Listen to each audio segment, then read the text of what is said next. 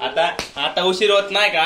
आता उशीर होत नाही? सर्व सकाळी मी मम्मी असल्या लेट उठते आणि मग त्यानंतर मला होतो उशीर. सुयश आज खूप चिडलेला की बाई लवकर आवर. त्यामुळे मला सकाळी ओढत होता. त्यानंतर मग मी आले ऑफिसला आणि म्हटलं की आता कामाला सुरुवात करूया. तर जेवण वगैरे झाल्यानंतर खाली आले तर इथं बीवॉक आणि फॅशन टेक्नॉलॉजीची मुलं आहेत. त्यांनी सुंदर असे गणपतीचे डेकोरेशन्स तयार केलेले की जे ते सेल करत होते. त्यानंतर मग इथे आले जिथे मेहंदीचं कॉम्पिटिशन चालू होतं. तो BBAच्या स्टुडंटसाठी वर्कशॉप होता, अपग्रेडिंग युअर टॅलेंट.